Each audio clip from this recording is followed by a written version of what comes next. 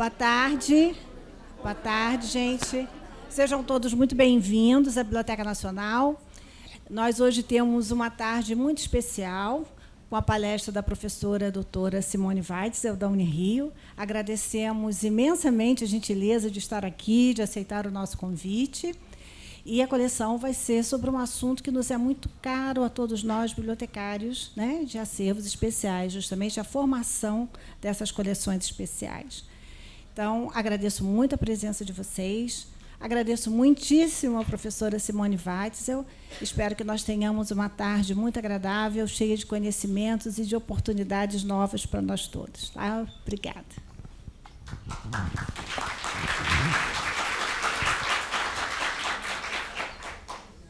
Boa tarde a todos.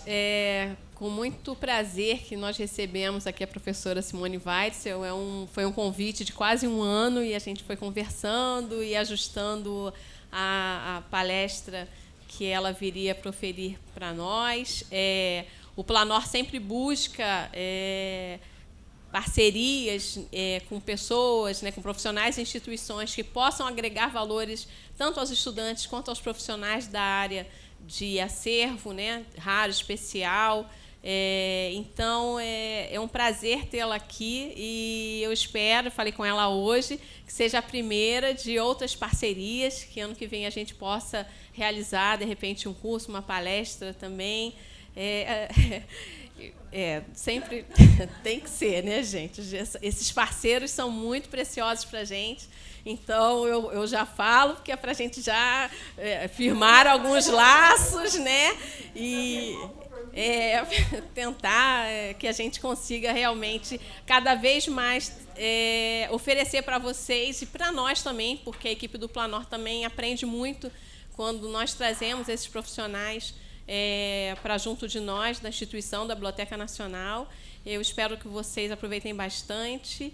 E eu vou apresentar a professora agora para que ela possa compor a mesa e começar a nossa palestra. A professora Simone da Rocha Weitzel é professora associada da Universidade Federal do Estado do Rio de Janeiro, Unirio, doutora em Ciência da Informação pela Universidade de São Paulo, mestre em Ciência da Informação pelo Convênio Instituto Brasileiro de Informação em Ciência e Tecnologia da Universidade Federal do Rio de Janeiro, bacharel em Biblioteconomia pela Universidade Federal Fluminense, faz parte do corpo docente do programa de pós-graduação em Biblioteconomia, onde leciona e orienta na linha de pesquisa, Biblioteconomia, Cultura e Sociedade, no curso de mestrado profissional em Biblioteconomia. Lidera o grupo de pesquisa Espaço e Práticas Biblioteconômicas, que estuda princípios e conceitos clássicos no ambiente contemporâneo.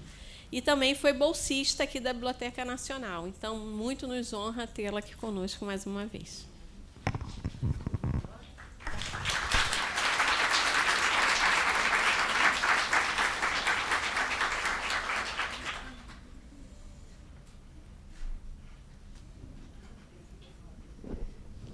Gente, boa tarde. Muito obrigada pela recepção acalorada. É sempre bom estar aqui entre colegas, né, profissionais. E faço um agradecimento especial à Rosângela, né, representando a casa, a Biblioteca Nacional, pelo carinho, pelo convite. É sempre bom poder ter uma oportunidade de falar um pouco sobre desenvolvimento de coleções, né? E eu estou retribuindo, eu estou às ordens, né, para os futuros cursos, o que venha a se configurar aí, né? E também sou muito grata de estar nesse lugar, que é um lugar sagrado, né? E consagrado por gerações de bibliotecários. Foi nesse espaço que surgiu o primeiro curso de biblioteconomia no país, né? E que a Unirio acolheu, né? Que hoje também é minha casa. E hoje eu vou falar um pouco, na verdade, a minha fala é uma mensagem, né? ou antes um chamado, né? Sobre o futuro, ou o presente e o futuro. Talvez o presente. E não sei se dá para reparar, né? Mas ali aquela imagem né, uma lata de lixo com muitos livros dentro, né? Então, minha fala vai muito por aí, né? Nessa linha e, sobretudo, a minha grande preocupação com esse presente e esse futuro. Apesar do título, né, Formação de Coleções Especiais, quero já alertar desde o início que a minha fala vai muito para o macro, né? É uma fala mais política, né? Não é uma fala, vamos dizer, técnica de como fazer as coisas. Na verdade, vocês já sabem fazer as coisas, né?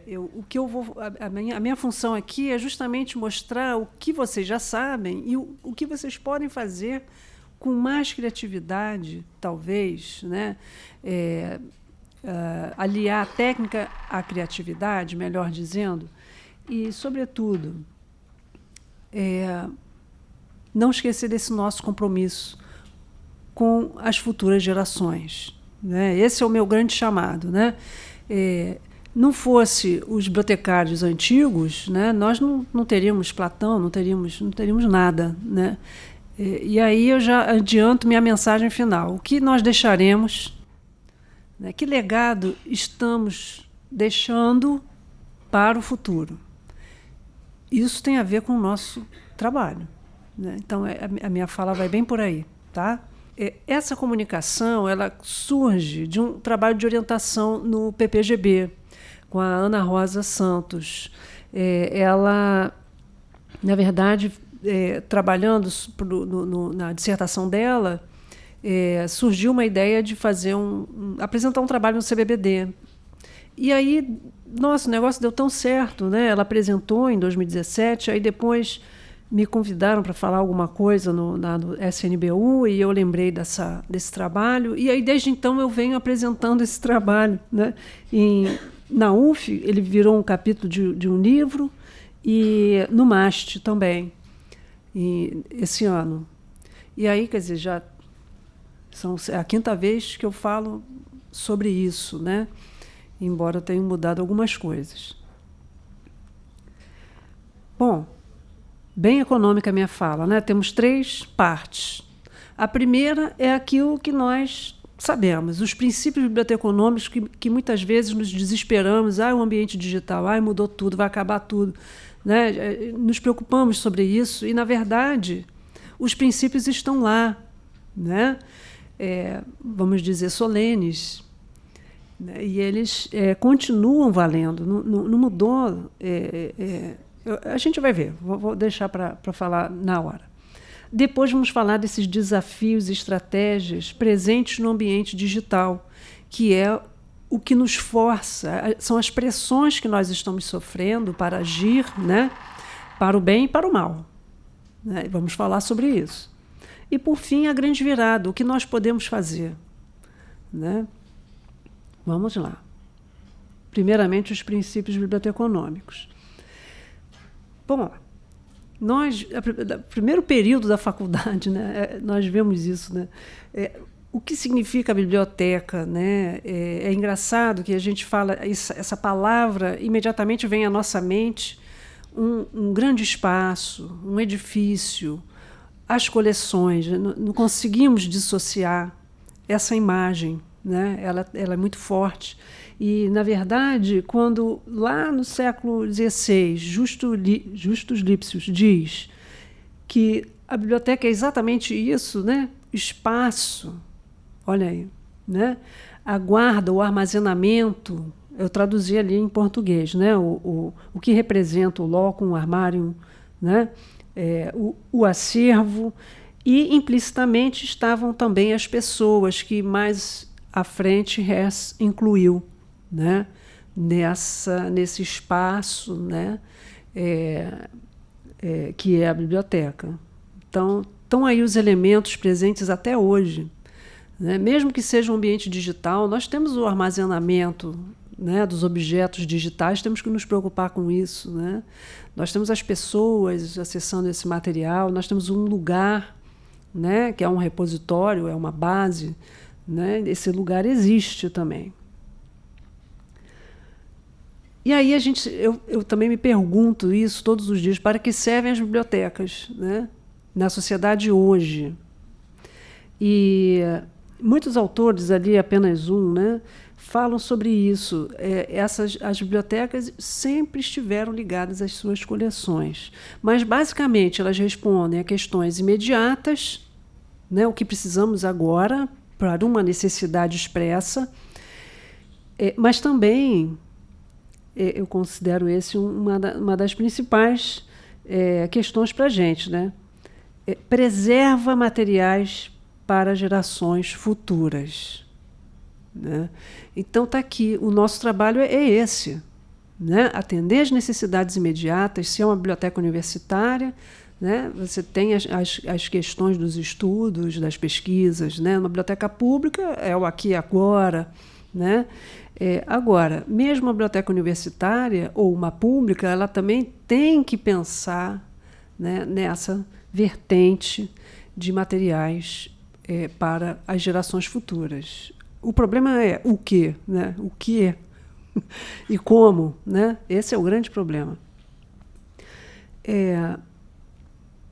Eu faço questão de mostrar para os meus alunos a importância da estrutura para a formação de coleções. Nós não vamos a lugar nenhum se não tivermos consciência de que as coleções precisam ser formadas e desenvolvidas dentro de uma estrutura, né? Essa estrutura a literatura dá várias, e eu sempre destaco essas três, né? Os níveis de profundidade da ala, o que eu atribuí como dimensões de Miranda, e a tabela de classificação, que pode ser qualquer uma, né, que se usar, né?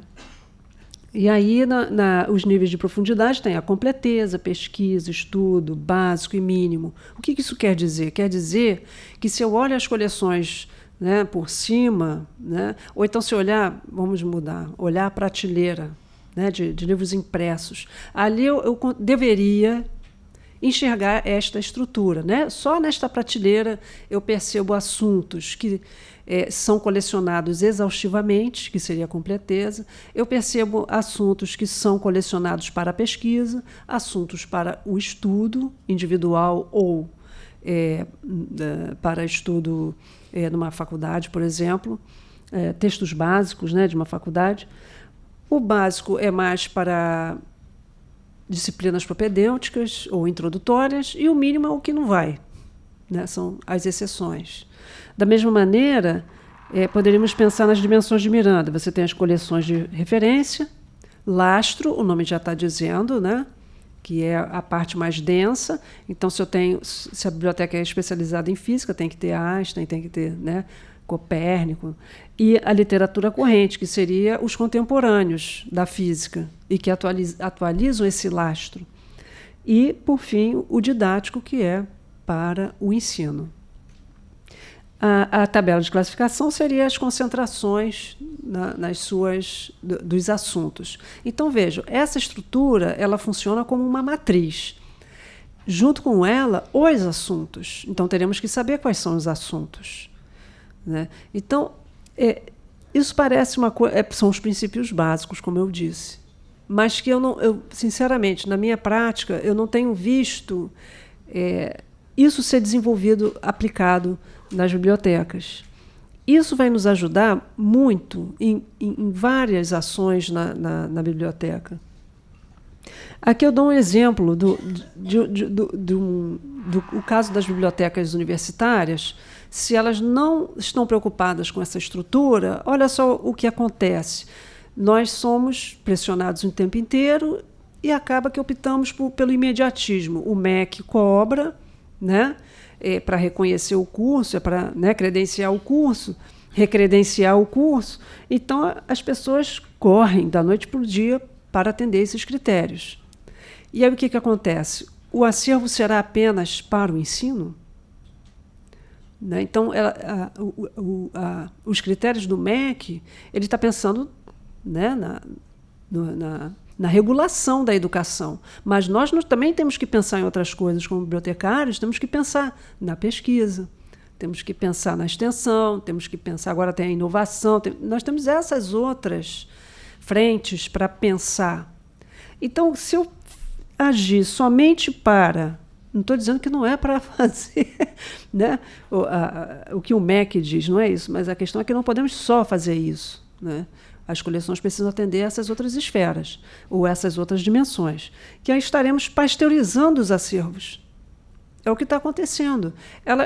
As bibliotecas universitárias só não estão pasteurizadas porque elas têm as suas histórias, né? E isso as difere, torna cada biblioteca, né, uma biblioteca única pela a história do seu surgimento, a sua ação na sociedade. Isso tudo individualiza essas universidades, e isso também está expresso, ou deveria estar, no acervo. Opa! Parece que temos um problema. Não. Também estou apertando uma coisa errada, não vai passar nunca. Foi. Desculpa, gente. Outro conceito importante, né, que, junto com a estrutura da formação de coleções, tem, não sei se vocês ouviram falar, Core Collection e Non-Core Collection. Mal comparando, né, o Core Collection representa as coleções principais de uma biblioteca. É o que a gente deve jogar à luz. Ou a coleção corrente. E o Non-Core Collection poderia ser um material retrospectivo, ou um material que estamos separando para o desbastamento e futuro descarte, vai para um depósito, a gente examina e depois vai embora, né? Poderia ser assim também, né? Então, enquanto o Core Collection você ilumina, né, você garante o acesso livre, né, o material está sempre acessível para todo mundo. O Non-Core Collection não. Se você identificou um material retrospectivo importante, você tem que pensar em armazenamentos secundários, uma compactação, alguma coisa assim. Estou falando de material impresso, né, gente? Então, quer dizer, veja bem, onde eu quero chegar com isso. Se nós temos essas estruturas, vamos supor, numa biblioteca especializada em biblioteconomia, então você tem que colecionar o lastro. Então vai ter Ranganatha, vai ter Lancaster, vai ter Vergueiro, vai ter, né? Mas aí Vergueiro é para o estudo, ou didático, ou ensino, né? E Ranganatha é difícil estar em bibliografias básicas, né? Muitas vezes está por estar, né? Mas se você olhar bem, ninguém lê, assim, me perdoe, talvez eu esteja cometendo equívoco, mas ninguém lê Ranganatha, né? Difícil, entre Ranganatha e Vergueiro é mais fácil ler em Vergueiro, né? Ou lerem o Lancaster, né? Você vai ver o uso desses autores numa biblioteca universitária, Ranganatha vai perder. Aí vamos jogar fora Ranganatha? Não vamos fazer isso. Por quê? Ele está no lastro. Ele não está na Core Collection, ele pode estar na Non-Core Collection, mas ele será preservado. Então, eu queria compartilhar com vocês esta lógica. E isso faz uma matriz, né, para a gente poder seguir adiante. Né, aqui ali está escrito, eu não consigo enxergar muito bem, mas... Assim, pode ser transferidos para outras bibliotecas e descartadas, conforme o caso. Pronto. Chegamos aos desafios e estratégias presentes no ambiente digital, que é aqui que está o suprassumo da palestra. Né? A balança não está equilibrada. Né? Nosso papel é encontrar aí o equilíbrio. Tá? Eu costumo dizer, tem outra imagem também, que eu até gosto mais dessa, né? Que é a cruz e a espada, né? Que, vamos dizer, traduz realmente o que a gente passa, né, nas bibliotecas, mais que a balança. O que, no final das contas, o que aconteceu com as bibliotecas, né, no final do século XX, na virada para o século XXI? As coleções, né, foram alteradas na sua natureza. Então, a natureza era textual e agora a natureza é não textual, é 0,1. Então, isso né, que mexeu com tudo.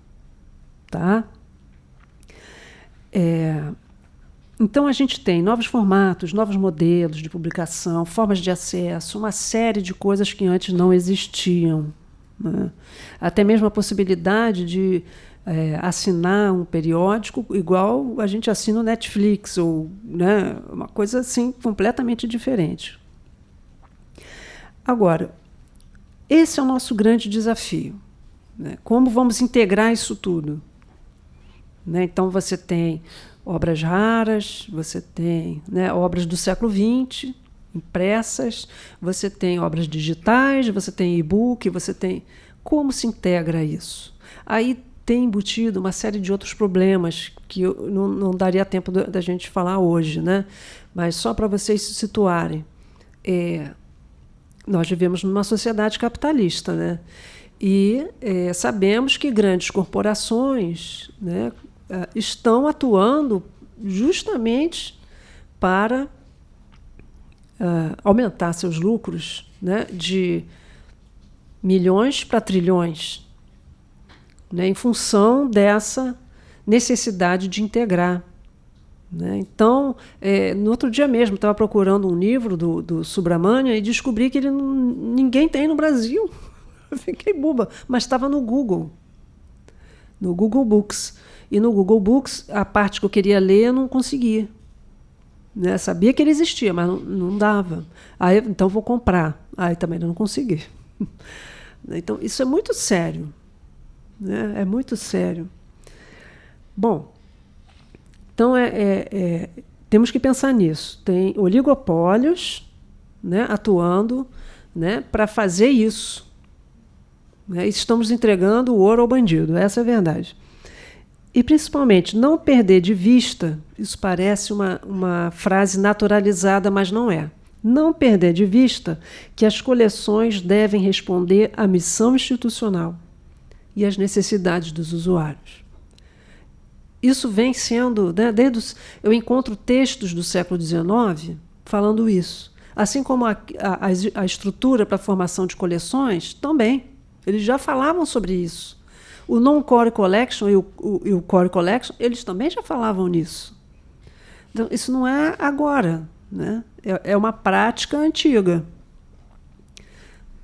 Bom, vamos reservar a missão institucional e as necessidades dos usuários, que vamos precisar dela. Vamos lá para as estratégias. Novamente, eu chamo aqui o caso das bibliotecas universitárias, porque existem documentos, assim como também para as bibliotecas públicas e tantas outras, existem documentos que trazem ações, diretrizes para o século XXI. Né? E, incrivelmente, eu destaquei só algumas vamos dizer, dessas diretrizes, que, veja lá, foco nas coleções especiais. Está lá na diretriz do século XXI. Então, é uma grande consciência, né, de bibliotecários da importância dos impressos. E esses impressos não é do século XVI e XVII, é do século XX. É do século XX. E, entre outras coisas, aí, foco no acesso, né? Falam muito dessas ferramentas de descoberta, que é justamente para você poder fazer uma busca federada, integrada, e por aí vai. Quer dizer, ele está no mesmo nível. O foco nas coleções especiais está no mesmo nível dessas outras estratégias e diretrizes. E aí que a gente chega na grande sacada, né? Esses autores que estão aí, que eu estou citando, muitos deles falam sobre o que está acontecendo no mundo inteiro, né? Mas especialmente nos Estados Unidos, que é o texto que eu tive acesso, e ali eles dizem sobre como os espaços das bibliotecas universitárias estão se transformando. Os usuários não vão mais, tem esse espaço que está cheio de livro, vão tirar e botar espaços de convivência. Então, isso está acontecendo no mundo. né, essa transformação. As bibliotecas, na verdade, sempre foram espaços de convivência, né? Mas temos que pensar um pouco, né, que, nessa justa medida, né, entre acervo, coleções, espaço, né? Então, temos que pensar nessa justa medida. Isso também não é de hoje, nós já sabemos disso, o potencial de pesquisa que essas coleções especiais têm, né? Ela traz a identidade de uma comunidade, traz a história local, traz a memória local de uma comunidade. Então, isso tudo nós já sabemos, né? A questão é o que estamos fazendo para formar coleções especiais. Esses são os nossos tesouros. Os nossos acervos são os nossos tesouros. Então, temos que aprender a olhar para ele, né? Como acho que foi a Rosângela falou sobre os japoneses, né? De um texto do século XVI que nem os japoneses tinham a edição. Então, quer dizer, são esses tesouros que está com acervo, né, há anos e não sabia que estava lá e agora está porque a gente fez um trabalho de revisão de coleções, enfim, consegue. Na verdade, revisão de coleções é um outro conceito importante, né? Seria uma resseleção.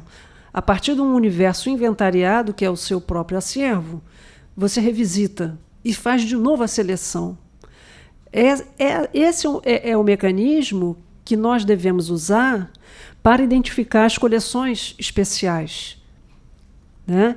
Esse é o mecanismo, revisão das coleções, né? E aí faremos o desbastamento, que seria a retirada desse material, e alocar em um outro lugar. Normalmente, a gente pensa que as coleções especiais são aquelas coleções que vem alguém que doa. Não é só isso. Nós temos isso no nosso acervo. Então, temos que iluminar esse acervo, valorizar esse acervo, a partir desta nova visão sobre o próprio acervo. Então, isso é o que é o mais importante. Isso tem em todas as bibliotecas públicas, especializadas, escolar, universitária, Biblioteca Nacional, tem todos os acervos. Nós podemos o tempo todo começar um trabalho e agora vamos fazer uma coleção especial sobre este tema, ou sobre esta pessoa, e assim vai. O grande problema para fazer isso é a construção de critérios, que aí né, aperta o sapato, né? Como construir esses critérios? Os critérios, a palavra está dizendo, né? Temos que construir. E aí, por isso que eu disse, reserve a missão institucional e as necessidades dos usuários. É isso que vai nos orientar a construir esses critérios, né? O que é importante para o meu usuário, o que é importante para a minha instituição, para que ela cumpra a sua missão. E nós vamos traduzir esses critérios, objetivando essas questões tão abstratas em algo quantificável, verificável, que possamos treinar pessoas para que agora você vai para o acervo e acha, né? Então, aí é uma força-tarefa que vai para encontrar esse material. Então, isso é muito legal. Eu tive uma experiência nisso quando eu era estagiária, olha isso. Tem tempo, no Museu Histórico Nacional, né? Tive a felicidade de trabalhar com Helena Ferrez, que coordenava tudo, né?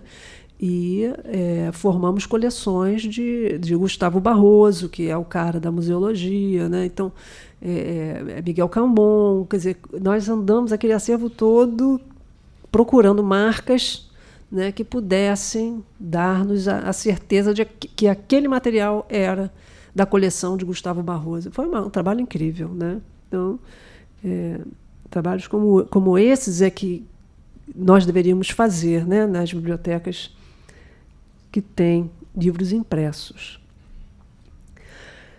Bom, eu não posso deixar de citar, né, a Ingrid Lopes de Souza, que fez o mestrado lá no MAST. Ela fez um trabalho belíssimo, criando um instrumento para ajudar a gente a construir os critérios para identificar coleções especiais no nosso acervo.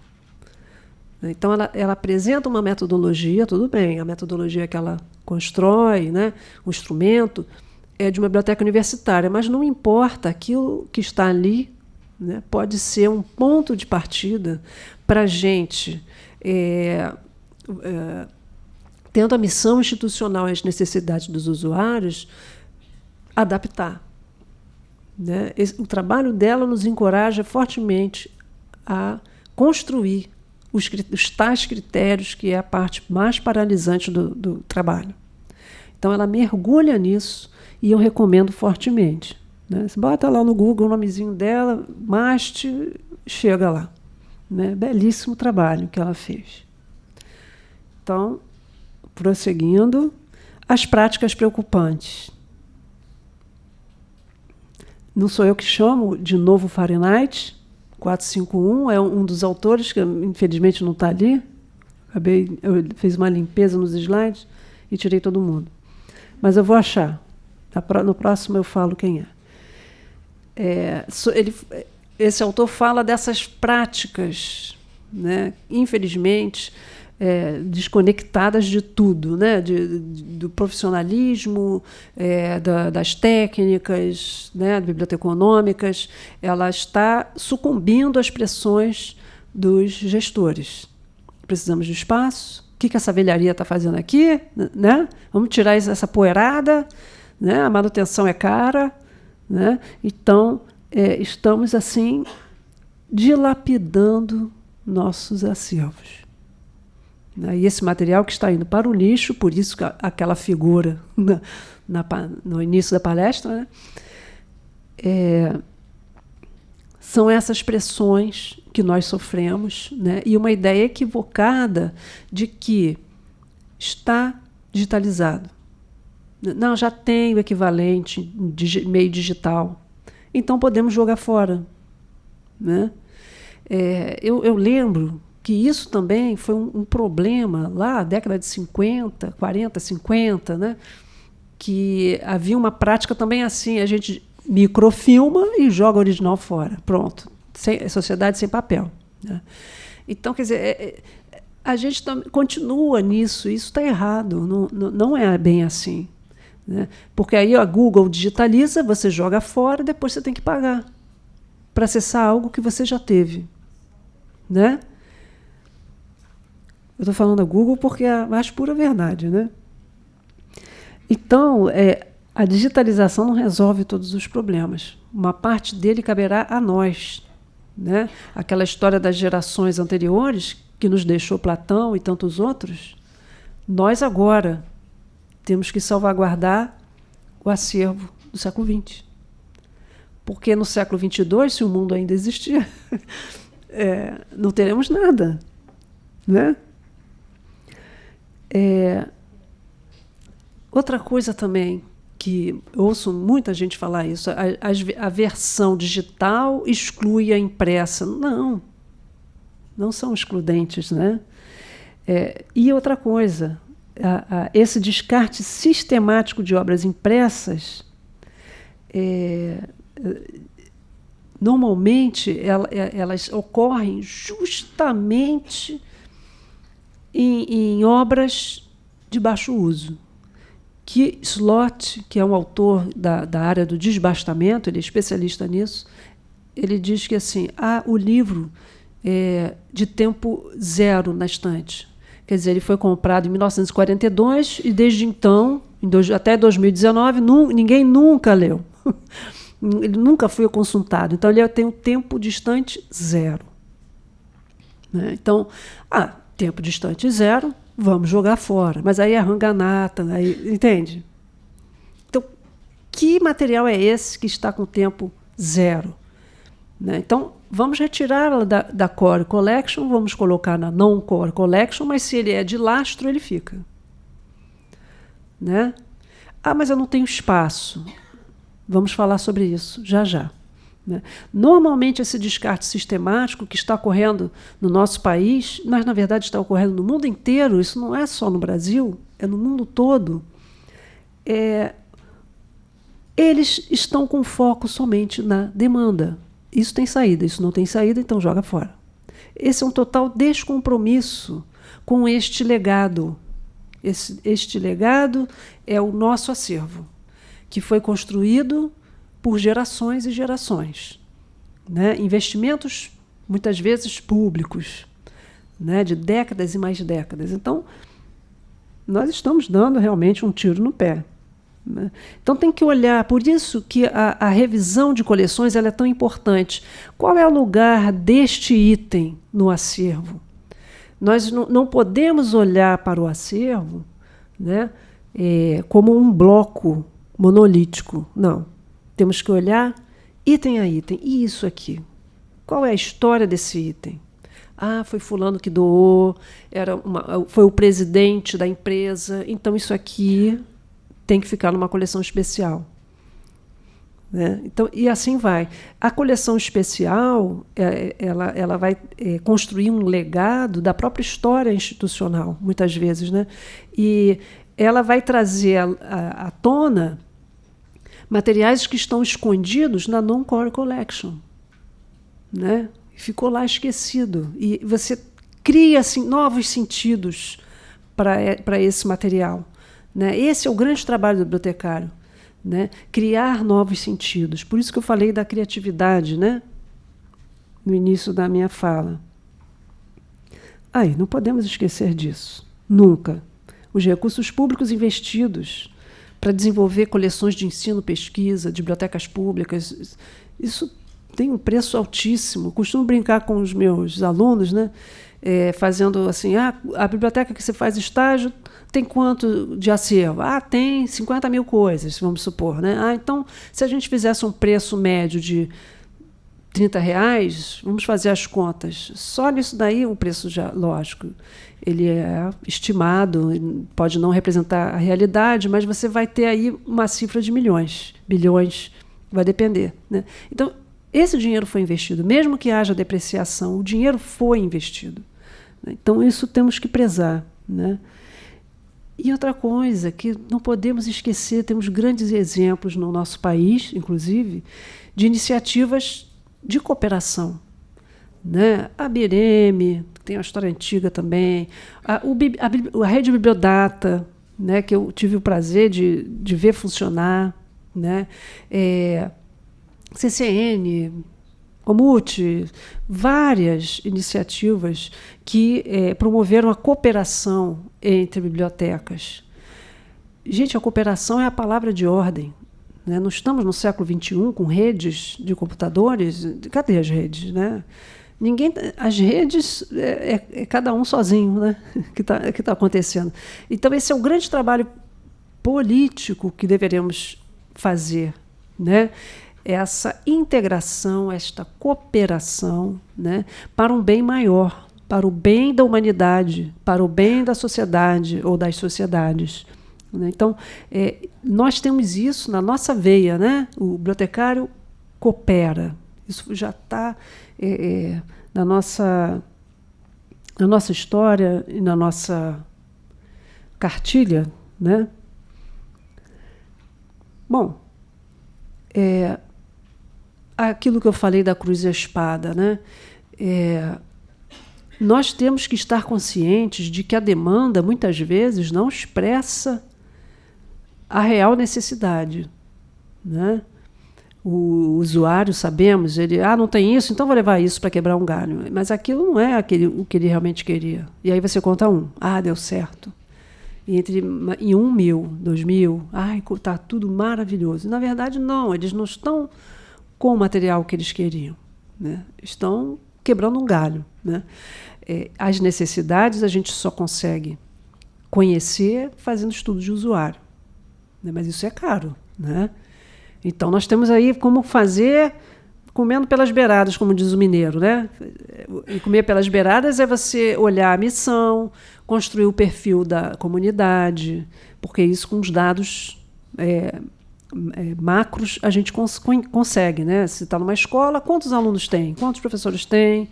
É o quê? Ensino fundamental, ensino médio? Então, isso mais ou menos teremos necessidades homogêneas, né? Vai precisar estudar matemática, geometria, aquela coisa meio, né, fechada, né? Então, isso facilita para você construir esse perfil.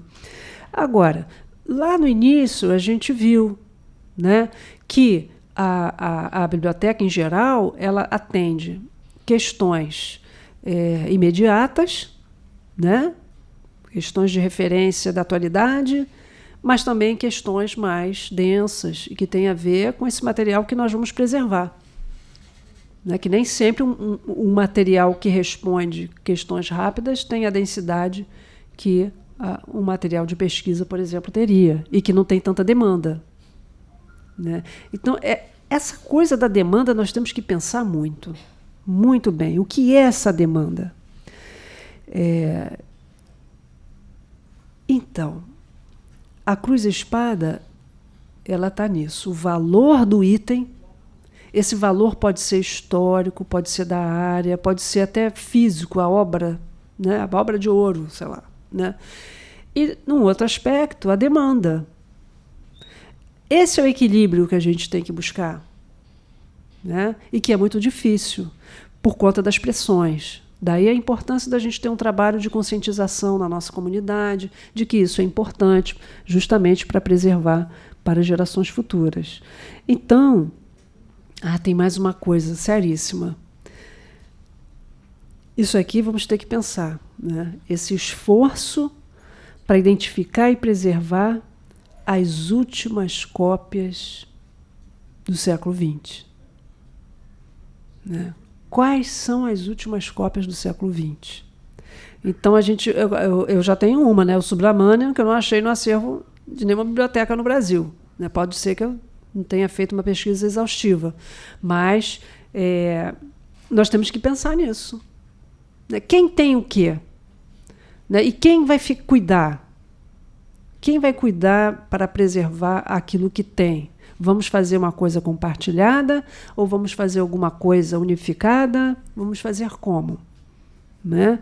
Então, quer dizer, isso tudo tem a ver com a preservação. E a necessidade urgente de fomentar políticas públicas para as bibliotecas brasileiras, justamente para pensar questões como essas. Como vamos fazer? As coisas já estão acontecendo, né? Hoje. Né? Quantos livros não estão sendo descartados? Né? Tá aí a grande virada, tem uma saída. Né? Enquanto uma parte de nós vai investir nas coleções especiais, olhando os tesouros do nosso acervo, reagrupando, rearrumando, rearranjando esse acervo, né? A outra parte tem uma saída bastante nobre. Né? O autor que fala do Fahrenheit é esse aí, Shorley. Está aqui o grande desafio, né? Reduzir o tempo e dinheiro devotados para manter e preservar coleções impressas, que é caro, né? É tão caro quanto manter as digitais também. Né? E aí querem investir nas digitais e esquecem. Não, as impressas não precisam mais. Está tudo digitalizado. Né? Essa é a naturalização do problema. Né? E a colaboração entre as bibliotecas. Esse é o grande trunfo que nós temos. Né? E é assim que nós vamos construir as respostas necessárias para a manutenção dessa herança cultural. Né? Mas precisamos nos mexer. Eu vou falar rapidamente das experiências estadunidenses e europeias. Né? Olha só o que já estão discutindo, né? Isso agora. Tá? Nos Estados Unidos, criaram um repositório de publicações impressas.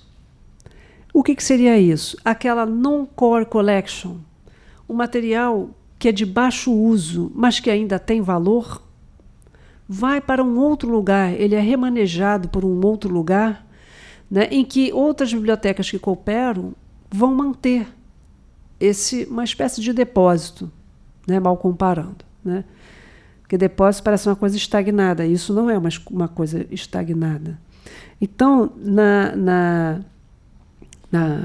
CLIR, né, eles garantem a preservação e a salvaguarda da herança cultural e intelectual por meio da lógica da redundância e distribuição de cópias, né? Que esse é o princípio da preservação. Então, vamos guardar em um só lugar. Ou então, cada um guarda a sua cópia, para ter o maior número de exemplares, porque acontecendo algum desastre, né, vai embora em um só lugar, né? Então, alguns são centralizados e outros são distribuídos. A Association Research Libraries também pensam em ações coordenadas, né, para materiais impressos do século XIX e século XX, né, na mesma proposta, né? Já as experiências europeias, elas são muitas, não são poucas, né? E elas realmente pensam de uma forma coordenada e cooperativa entre as demais bibliotecas. Por exemplo, no Reino Unido, né, a UKRR, ela pensa, né, nesse controle dos periódicos impressos de baixa utilização, de forma colaborativa e sistemática, em parceria com as universidades. Então, a biblioteca britânica, né, ela faz uma parceria com as universidades, pensando nisso, nessas últimas cópias, né, que devem ser preservadas. A Colex, na França também, bem bacana, eles pensam numa coleção de excelência da pesquisa, para que uma área do conhecimento, diferentes áreas do conhecimento, sejam expressas em coleções. Então, é um trabalho muito bacana da França. Isso é de surge em 2014, né? Olha aí. Ali é 2007, né? O GEPA, né, já é da Espanha e salvaguarda materiais de baixo uso, garantido acesso. Não consigo ler. Tudo bem. Ok. Esse também é o mais legal de todos, o Share Archiving da Áustria, né? A política é distribuída do armazenamento de materiais impressos. As bibliotecas participantes devem garantir padrões de qualidade para a preservação dos materiais sob sua responsabilidade, né? Então, essa experiência também é belíssima. Então, quer dizer, eles já estão fazendo as coisas, né? Nós temos, né, algumas iniciativas aqui, mas elas ainda são, né, muito tímidas, elas precisam ser institucionalizadas. Daí a minha fala sobre as políticas que nós temos que ter, né? Quem vai fazer isso? Somos nós, não tem governo, não tem nada, somos nós, os bibliotecários. As pessoas não estão pensando nisso. Nós é que somos os profissionais e temos que pensar nisso, né? Então, tem aqui as saídas. Temos os acervos impressos, temos que formar coleções especiais para preservar nossos tesouros, temos que identificar as últimas cópias e nos lançar para pensar em preservação cooperativa, né, das últimas cópias impressas no mundo. Porque quando a gente fala assim, lembra da Bíblia de Mungúncia, que está aqui, né, lembra de algumas obras assim, mas não é só mais isso. Tem outras coisas em jogo e que cabe a nós agir. Eu tenho uma proposta, né? A primeira vem desse autor, Levine Clark, que fala: vamos fazer a diferença trazendo esse foco para as coleções especiais, que é uma forma também de preservar, né? De preservar e garantir um valor agregado para a biblioteca, trazer esses novos sentidos, né? para o espaço biblioteca, né? A instituição biblioteca. E vamos nos mexer, né? Mobilização já. Nós temos diversos fóruns brasileiros, nacionais, regionais, locais, né? SNBU, CBBD, tem a comissão, tem a FEBAB, temos aí uma estrutura muito boa, né? Que nós estamos fazendo uso dela para o que ela deveria ser, né? Se a gente olha a história da biblioteconomia na década de 50, os bibliotecários, foram à luta para conquistar uma série de coisas que na década seguinte conseguem, né? O reconhecimento da profissão, né? E por aí vai. A década de 50 ela é muito marcante, né? Temos Lídia Sambaqui, temos figuras assim incríveis que lutaram para chegar a isso. É o mantra, né? Que se falava na década de 50, estamos falando novamente aqui. Então, vamos usar esses espaços, esses fóruns, para traçar planejamento, para traçar diretrizes, para poder traçar um plano para os nossos acervos. Esse legado, né, que também é fruto de muita luta dessas gerações de bibliotecários. Não é muito atrás, não. Tem o quê? 50 anos, 30 anos, 60 anos. Né? Não é menos de 100 anos. E aprender com essas experiências maravilhosas que temos aí na história em relação à cooperação. Né? É isso que vai nos ajudar. Nós já estamos com a faca e o queijo, só temos que nos unir, né? Nos reunir, nos unir e fazer esse plano aí. Né? Eu adiantei a mensagem final, né? Mas agora fica um pouco mais dramático. Que legado nossa geração de bibliotecários deixará para as próximas gerações? E aí, minha gente, era isso que eu tinha para falar com vocês. Espero ter alcançado aí, pelo menos levado uma mensagem, que esse foi o meu desejo, vamos dizer assim. Agradeço a audiência aí. A fala da professora, né, Simone Weichsel, vai ao encontro das necessidades, né, de muitos de nós, das nossas instituições, que muitas vezes nos vemos solitários e lutando, né, com poucos recursos, e eu acho que é por aí mesmo, Simone, a questão da cooperação.